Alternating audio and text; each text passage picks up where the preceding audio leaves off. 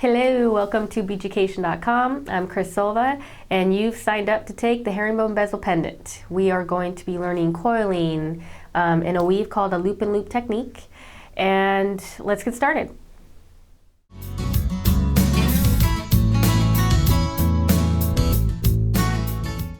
These are the tools you'll need for Herringbone Bezel Pendant: a nylon jaw plier or wire straightening plier, a bent chain nose plier, round nose pliers, and a flush wire cutter. This is a ring clamp. It's an optional tool for coiling. I'll show you how to use it while we're starting our project, but basically this tool has two tips, a flat tip and a rounded tip, and then just a little wooden wedge here, so it clamps down hard on whatever is being held on either end. So I'll show you how to use that once we get started. Let's go over the materials we'll need for Herringbone Bezel Pendant. We'll be using 26 gauge wire, dead soft, and 24 gauge wire. It could also be dead soft or half hard. We'll be using a handmade fine silver head pin, bald head pin. These are handmade. I have a chain link here, but it can be any type of closed ring, soldered type ring or chain link. And then a flat, narrow gemstone or bead.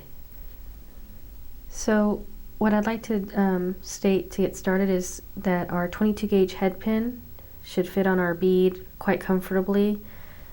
We're also going to need our soldered ring or chain link in this case. I have 1 foot of 24 gauge half hard wire, but it could also be dead soft. And I have 4 feet of 26 gauge dead soft wire. I'll be using pre-oxidized wire for the sake of the demo. It shows it better on camera. You can see a lot of the definition of the coiling and the weaving. You can also start with pre-oxidized wire, or I tend to oxidize my pieces at the very end with the gemstone or pearl or bead with the whole piece together, and then polish and give it a high shine afterwards. But for the sake of this demo, I'll be using pre-oxidized wire.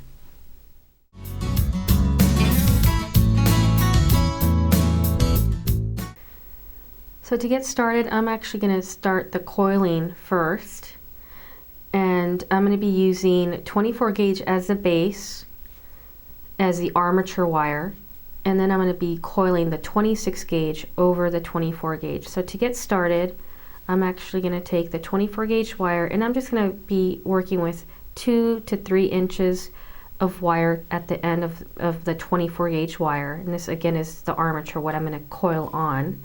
Taking the 26 gauge, I'm going to overlap it just slightly, maybe like ½ an inch. And I'm going to take this and coil over. So you can see that as it's starting to coil, or as it wants to coil, it's catching like 3 or 4 times. So it has to attach first before it's going to start to coil. Okay, so what I like to show is that, you see how we have 3 coils here? Before it actually starts to coil, the wire has to attach to the armature wire, this 24 gauge wire. So that's normal, that's okay. So we need for it to let itself coil onto the base wire, and then it's going to start to eventually coil next to itself. That's what we want to get to. I only want to see about 3 to 5 coils there before, and then I need for you to stop, and I'll show you why. We need to slide this coil away. You can see how the armature wire is a little bit kinked there. We need to stop, and we need to take our wire straightening pliers, and we need to make this wire, we need to be able to straighten this wire as smooth as possible. This armature wire always needs to be smooth and straight, otherwise our coil will get stuck in that place, and we need for the coil to be able to move around. So now I'm going to slide the coil towards the tip of my armature wire, remembering that we're only working 2 to 3 inches towards the end of our coil, of our armature wire here.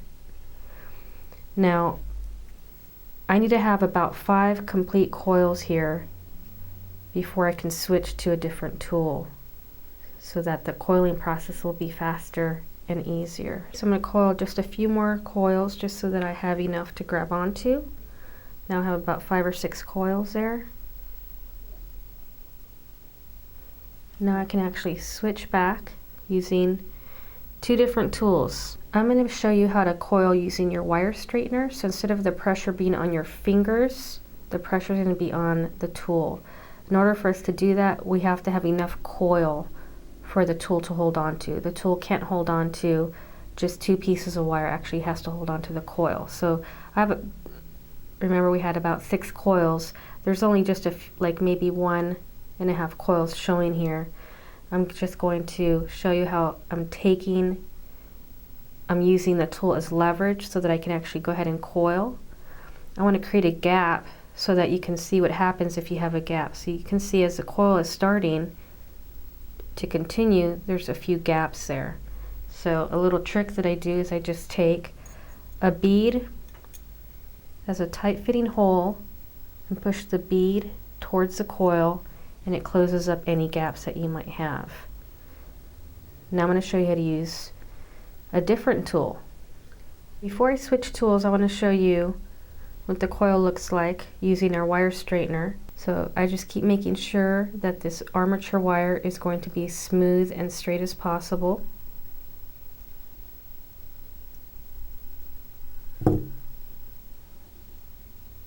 Slide our coil back.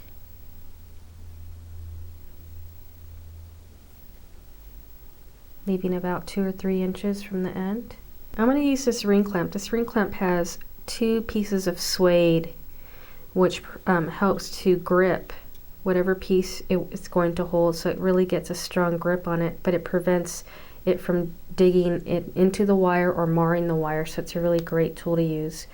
Now instead of using the wire straightener, I'm going to use this ring clamp, and I'm going to cover all except for 1 coil, and then I'm going to slide the clamp into place so it's really nice and tight. So now I can actually let go without having to have a tight grip on my wrist here. I can actually just hold on to the very tip, and now I'm going to continue coiling. And what this allows me to do is pull tight on the armature wire and the coiling wire so that I get a really good tight even coil. Get a nice tight coil around the armature wire. And again, if you do notice any gaps in your work, go ahead and stop, slide your bead on your armature wire, and push the coil and bead towards each other, and it closes up any gap that you might have. Now before I can continue, this is a little bit wiggly, so I can't go any further out. So now I need to reposition my ring, open up my ring clamp, reposition my coil so that I can keep moving forward. I've just shown you 2 different ways to continue your coil using a wire straightening plier or the nylon jaw plier, and then also the ring clamp. Ultimately what we want is we want to have 2 separate coils that are about 1 inch long, and we want them to be as tight as possible, so the coils should be touching each other. There should be no gaps, and always remember to smooth out the armature wire so that our coil could move about freely on this armature wire. We need for the coil to be able to move back and forth.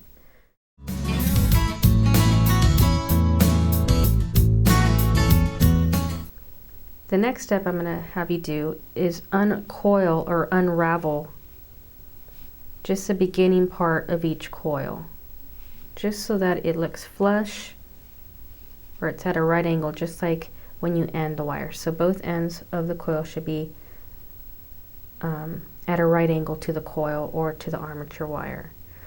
The other thing is, sometimes what tends to happen is the coil slides off, completely off our base wire.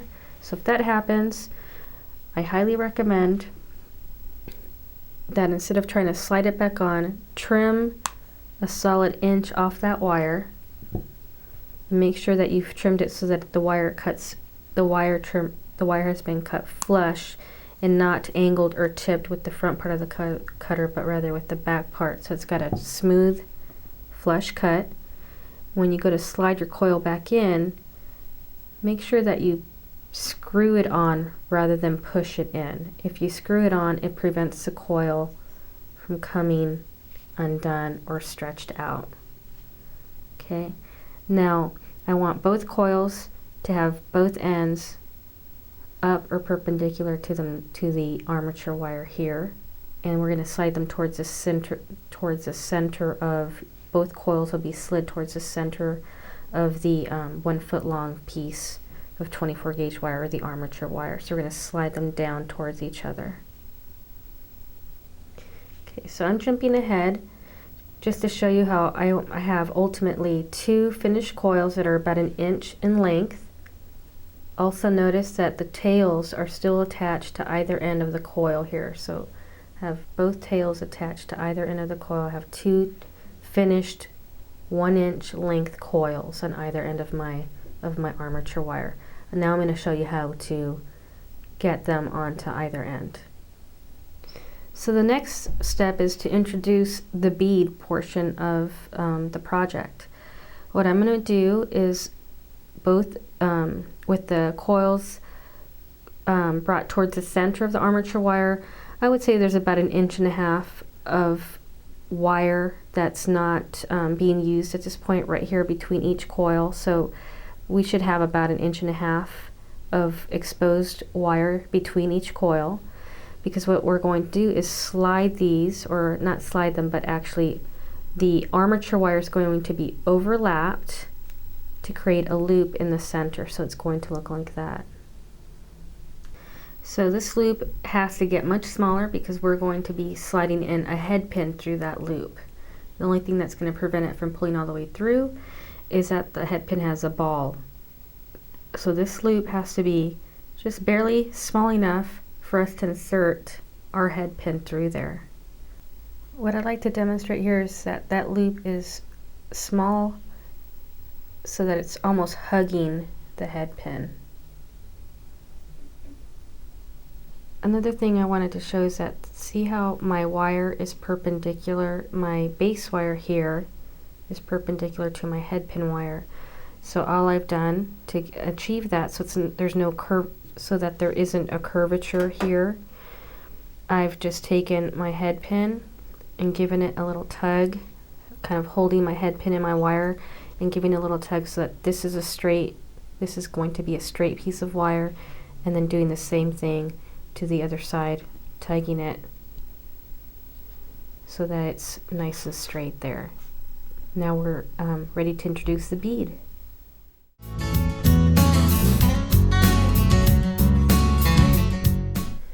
So the next step would be to measure, make sure that both coils are going to be the same length when they come up towards the bead here.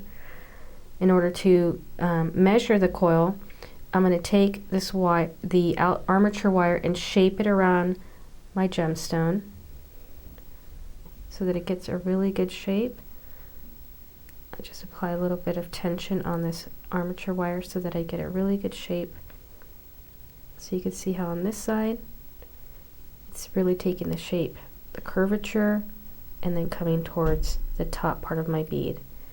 I only want this coil to be anywhere from half up towards the bead to 3/4 towards the bead, not all the way to the tip, because we won't have room to do the weave here. So I'd say that this is about right. Now I need to measure this side and make sure that this coil will also end up being even with this coil. The reason with most gemstones, both sides don't tend to be the same length. One side tends to be a little bit shorter than the other. So one coil might be just right and the other coil might be a little short or a little too long, the coil would be. So we'll have to either take some coil off or add some coil onto the armature wire so that they're both even. So now shape the other side. At this point, what we're looking for is that both coils on either side end up meeting at the same point in the bead. If we wanted to have more of a weave on top here, then we would undo some coils here. If we wanted to have less of a weave up here and wanted to have more of a coiled section, then we can add a little bit more. I like the way this is looking. It seems that they're both going to be even on both ends. I'm ready to cut off or trim off all points of all the excess wire sticking out on the coils. You only need these excess wires if you need to uncoil part of your coils. I usually show you two different ways to cut it. One of them would be just cutting it directly from the coil, so you can see a little burr right there. Make sure that you're using the back part of your cutters so that when you cut it, you get as close as you can to the coil. Usually, if I want to be really thorough, I take my coil completely off the armature wire, just like you would cut some jump rings off of a coil. This what I'm going to do. I'm going to insert the back part of my cutter so that the flush side is facing me, and then trim the excess wire off so that I get a clean flush cut with no burr sticking out. So you can see that all excess wire has been trimmed off of all points of the coil. Now the next step is we want to see how there's a little triangle gap there. We need to connect all this together and wire wrap it together, but we need to keep that gap there so that there's room there for the weave to attach the weave afterwards. So what we're going to do is insert 2 seed beads, the 11-O's, about 2 seed beads. We're going to thread them onto the head pin wire, and then we'll wire wrap that tight.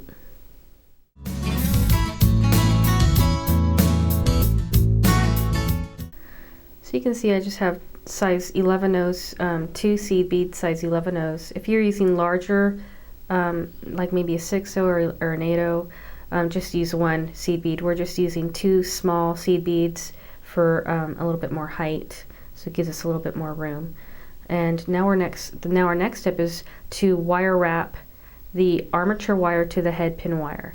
Before I get started on that, I'm going to turn this on its axis or its side to show you that there is a top and a bottom to this head pin.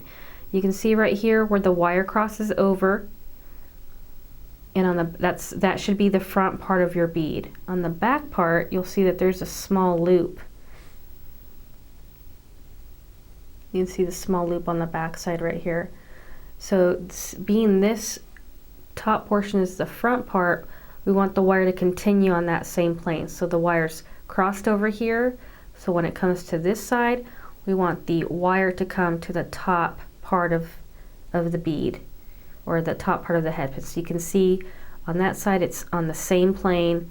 We don't want this wire coming to the back part of the head pin, creating a crisscross effect. That will make our weave sit off, or it won't be an even weave. So we'll again want that wire to be sitting on the even plane from top where the ball is to the top where the seed bead is. So I want to make sure that one side is done at one time. I've made 1 complete loop and a half, and the wire actually ends up on the back side, so it almost looks like you have 2 wire wraps. Then I'm ready to trim that wire completely off. And if you have a little burr sticking out, try and trim that or tuck that in just a little bit. And now we're ready to do the other side. To keep it in place, it goes above the previous wire wrap. So I'm going to continue wire wrapping that above the previous wire wrap. And remember, it gets cut on the back side, so again it looks like 2 wire wraps. And then using the back part of your cutters, trimming that excess off. And again, if you have a little burr there, just apply a little pressure to tuck that in. Again, apply a little pressure to tuck that in. So this is what our finished section looks like. See, some of that wire is going to be, there's going to be a little bit of gap there once those seed beads are gone, but ideally this should be as tight as possible. There should be no gaps. I'd rather it come up and over and be tight around the pendant rather than too loose. Okay, so now we're ready to wire wrap our head pin to a soldered ring, or in this case a piece of chain link. One of the reasons I recommend that you use a soldered ring or a piece of chain is not just for decorative reasons, but these head pins are handmade fine silver head pins. Fine silver is really soft, so it tends to lose its shape really easily. So I don't recommend using the bail that you make from the head pin. So we're going to make a wire wrap. That wire wrap has to be small. If that wire wrap loop is too large, it can lose its shape. So again, using a bail for that portion of, using a different bail rather than a self-made bail from the head pin. I want to make a right angle right above the previous wire wraps. So rather than using a tool to create a gap and then create a wire wrap, I want to wire wrap right over this section here. So my right angle is literally flush over those previous wire wraps. We want to wire wrap over those pieces, over those previous wire wraps. So I've made my right angle right above that. Now I'm ready to use my round nose plier. Remembering to make your loop small, large enough to accommodate your ring, but small so that it doesn't lose its shape. Bringing that wire up and over and straight down so it's forming a partial loop, and then taking it off the top jaw to continue that loop. Now I'm going to center that loop so that it's perpendicular to my bead, and then I'm ready to attach my link in there. To attach that link, I'm holding the loop, my loop, with a bent nose plier. I'm going to open up that arm so it creates a little gap there. Slide in my chain or soldered link, and I'm ready to reposition my tool so that I can firmly grasp that loop so that I can wire wrap completely over those previous wraps. So you can see it's going to look a little bulky there, but that's the only thing that's holding this armature wire in place. This armature wire here is going to get a lot of tension and pull from the weave, which is the next step. So we need to make sure that this wire wrap that we're doing is firm enough to anchor these wires in place. Okay, so now we're ready to cut this excess head pin wire off and then start the weave.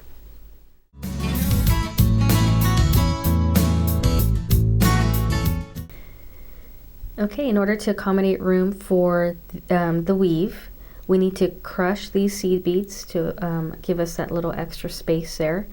I just apply a little bit of pressure using a bent chain nose or chain nose plier. Don't crimp too hard because we don't want to cut the head pin that the beads are on. We just want to apply enough pressure to crush both seed beads, or one if you're only using one. And again, all we had those seed beads there is for space so that we can have room for a weave here. Okay, so now let's get started for a weave. I'm going to start the weaving process. We need about 3 feet of 26 gauge wire.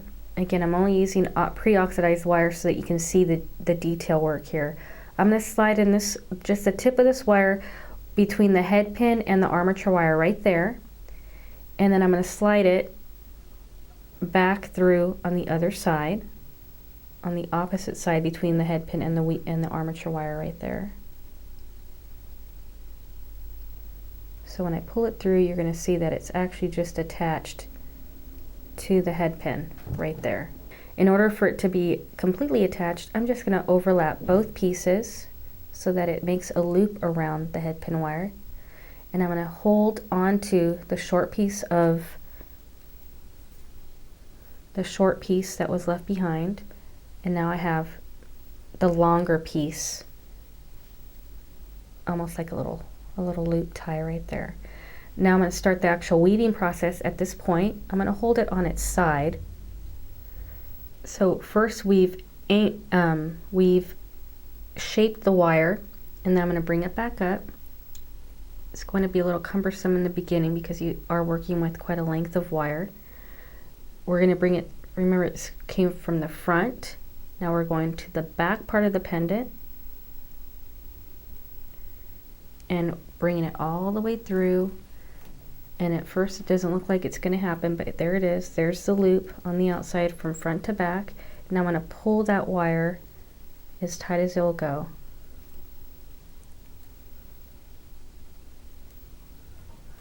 So what I want to show you right there is that it's made a small little loop.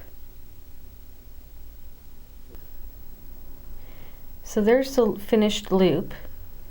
The common mistake that most people make is that they don't finish the loop. So there, it looks like a partial loop right there, but then you need to finish it by bringing it to the back side. Okay, so we are following, so that's the finished loop there, and it leaves the wire on this side. So now we're going to follow the wire and to this side, shape the wire first, bring the wire through the back part, and then bring it towards the front, pulling that wire. Okay, so there our little loop is forming. There it is.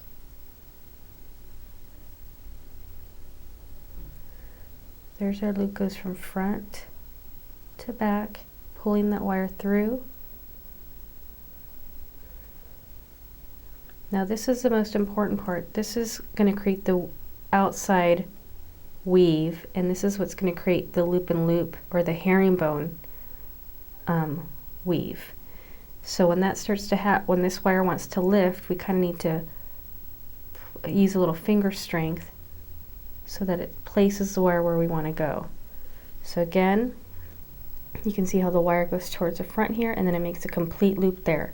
Again, most common mistake is people end the loop there. To finish the loop, it has to go back to the other side. Now that the wire has been attached here and here, now we're ready to trim off the starting point of the wire, which is right at the base right here. Now you don't have to cut this wire too close, just close enough, because the weave is going to hide any burr that's left behind. So you can see that little wire burr right there where I've trimmed it off. Don't worry about that showing, because the weave is going to cover that up. Now let's continue to do the weave. Now it goes from back to front. Follow the wire. We're going to shape the wire in the next row. You can see I've kind of made a little angle there. Now again, bring the end of the wire to the back part of the pendant, to the front part, and then weaving it through. Now remember how this wants to lift up. We want to make sure that we're using finger strength there so that it really brings the wire into place. So in the very beginning, it's going to be a little cumbersome, it's going to want to do its own thing, and as it starts to go lay on the bead, then there's more to see and more to hold on to. So now that final, remember, don't stop there, finish the loop by bringing it and finishing the loop on the other side, which brings our weave now back to this side, and keep going. Again, shaping the wire first where that's going to be looped, bringing that wire where it needs to be, where it's going to be looped. I shape it first and then bring the end of the wire. Another common mistake is people tend to weave up towards the loop. We're weaving down towards the coils. So when you bring the wire in, make sure it's going down towards the coils.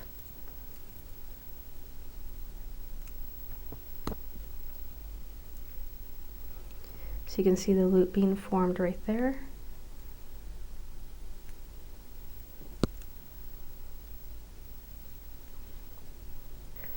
So right around this point is where I start to hold it with my thumb and forefinger. I'm holding not just the bead, but I'm actually going to be holding the wire between my fingers so that it doesn't start to pucker out away from the bead right there. If I show you from this, there's nothing for the wire to weave onto until it gets to the bead. So by holding that wire between my thumb and forefinger, it's keeping the weave tight rather than puckering out right there. So at this point, holding it with my thumb and forefinger, bringing my wire through, remembering that we're weaving downwards.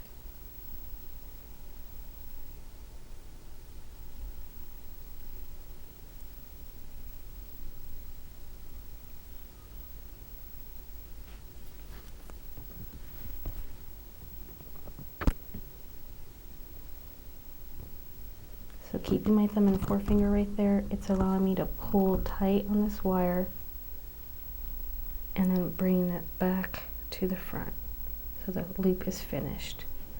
Now continuing it over to this side, holding it with my thumb and forefinger again.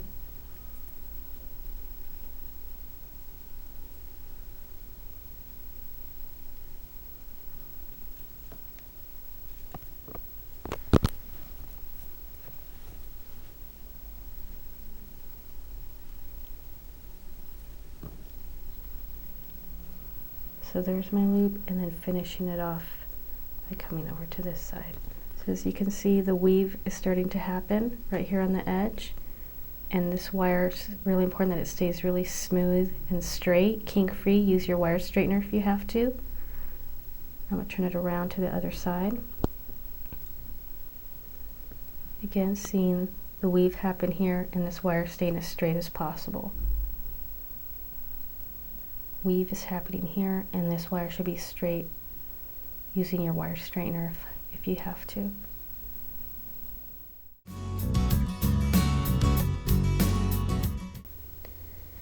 Well, we're almost done. What I'd like to say is that it's hard to get started at the beginning because there's really not much to hold on to.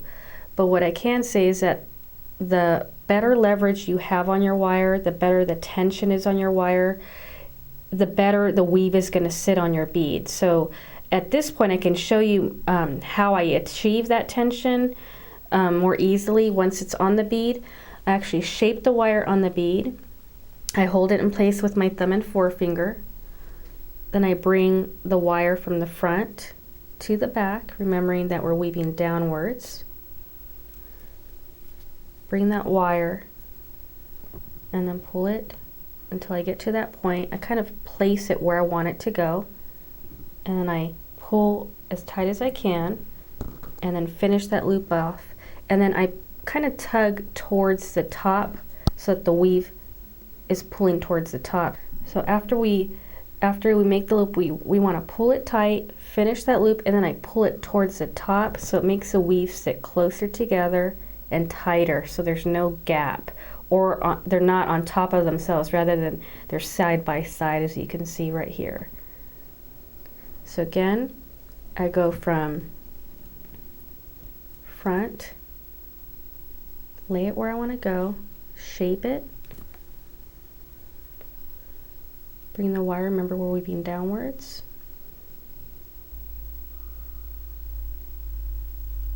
so before I pull that tight, I make sure that my grip is still good. I want to pull that tight, finish that loop, and then pull it, tug so that it pushes the weave up. Again, they're not on top of themselves, but rather they're side by side. So a lot of that weave, I achieve that really tight, smooth finish on the weave by holding the wire tight, holding it in position with my thumb and forefinger, and then really getting really good leverage on the actual weaving wire, so that each loop is on so each loop on the armature wire is really taut. Well, before we started the actual weave, we made sure that our coils were symmetrical, but I don't know if you can see how my weave goes from at an angle from top to bottom downwards like that. That's common, especially with different shaped gemstones, because they don't tend, gemstones, the face of the gemstone and the sides don't tend to be symmetrical. They tend to have their own structure. So this will tend to happen where even though your coils are symmetrical or even on both sides, you'll end one weave lower than the other. So notice that here I can no longer keep weaving without weaving over the top of my coil, and here I have a pretty big gap. So let me show you what I usually do when that happens. I tend to weave as far down as I can on one side. So I'm going to continue as usual by weaving my last weave.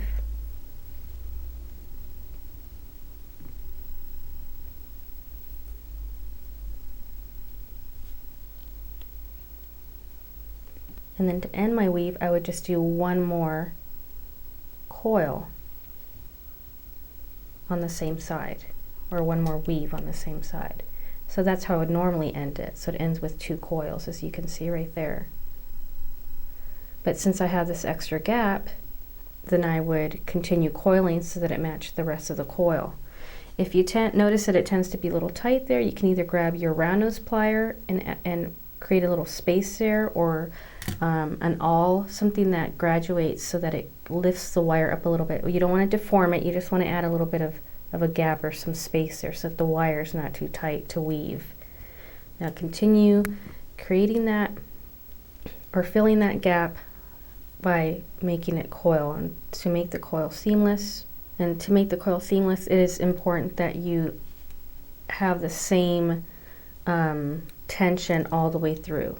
So you don't want this part of your coil to be big and gappy. You want this coil to be the same looking coil as the previous coil.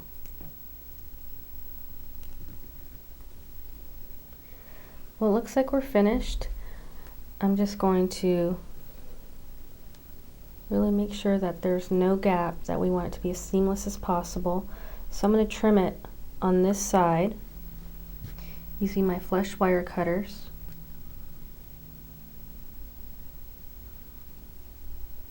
So getting as close as you can.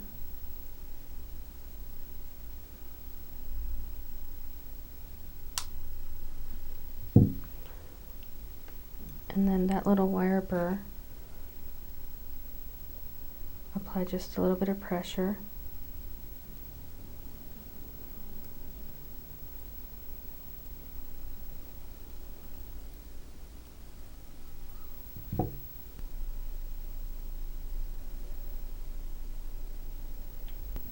So a few notes about this pendant. One of the nice things about this is that your piece isn't always going to come out as clean and as polished. The pendant is one solid piece, and then the weaving wire is another piece. So if you don't like the way the weaving wire part turned out, you can actually just cut the weaving wire off and start just the weaving part all over again. So that's a nice thing about this project. Also, this makes great pendants, and also for earrings. Great pieces can be done with this technique for earrings. So enjoy, and hope to see you again.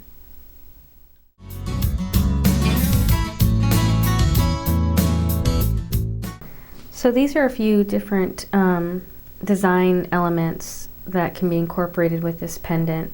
Since the pendant's really busy, I thought just using some standalone chain that's just big and bold, nothing textured, and then just some key beads that kind of bring in the color of the labradorite. The nice thing about this design too is that it really brings out the different uniqueness of the different beads, like the coin pearls. This is a pink tourmaline. You can't really see it too well, so I will pick it up. But the pink tourmaline, it's pretty thick, if you can see that from the side. It's a really thick bead, so I thought it would be a neat, rather than just having one weave, having 2 weaves at the top and on the bottom. That's a little more advanced, so something that you can aspire to if you really like working with thin wire and doing a lot of weaving. Congratulations, you finished the herringbone bezel pendant. There is no prize, okay? Just you get to do it again if you want to. All right, welcome to Beaducation. Hopefully you come back and look for more Curse Silva projects, and we'll see you again. Bye.